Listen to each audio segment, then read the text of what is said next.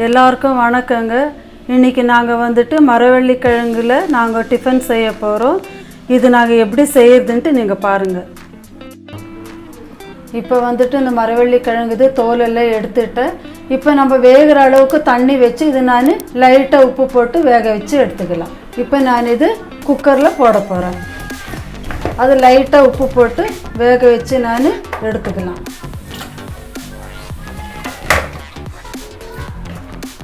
உப்பு லைட்டாக தான் போட்டுக்கணும், ஜாஸ்தி போடக்கூடாது. 1 ஸ்பூனு போட்டிருக்கிறேன். இப்போ நான் ஸ்டவ் பற்ற வைக்கிறேன். ஒரு 3 விசில் வந்த பிறகு நம்ம அது வெந்துட்டுருக்கோம். அதுக்கப்புறம் நம்ம இறக்கி வச்சுக்கலாம். 3 விசில் வந்துடுச்சு. இப்போ நான் ஸ்டவ் ஆஃப் பண்ணிட்டேன்.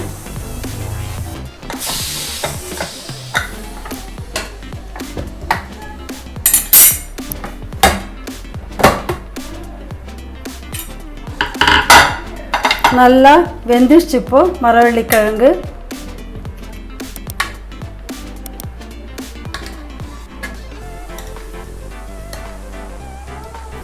நல்லா பஞ்சு பஞ்சாக வெந்துடுச்சு. இது தண்ணி வடிகட்டிட்டு நம்ம இது எடுத்து வைக்க போகிறோம். இப்போது வேக வச்ச கிழங்கோட சேர்த்து சாப்பிட்றதுக்கு நம்ம ஒரு சட்னி செய்ய போகிறோம். இது ஒரு பெரிய வெங்காயம் அந்த சட்னிக்கு நான் சேர்க்க போகிறேன்.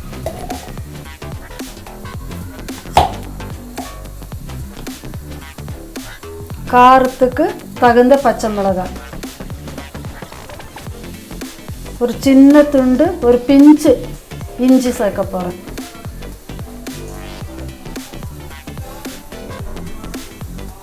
ஒரு 4 பல்லு பூண்டு சேர்க்க போகிறேன். ஒரு கோலி குண்டு அளவுக்கு புளி சேர்க்க போகிறேன். சும்மா ஒரு காம்பு ஒரு 4 இலை கருவேப்பிலை போடுறேன்.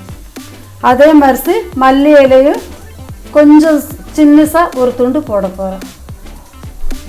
தேவையான உப்பு நான் இதில் சேர்க்க போகிறேன். இது வந்துட்டு தறி தறியாக கொஞ்சம் அரைச்சி எடுக்க போகிறேன். நைஸாக அரைக்கக்கூடாது, கொஞ்சம் தறி தறியாக அரைச்சி எடுத்துக்கலாம்.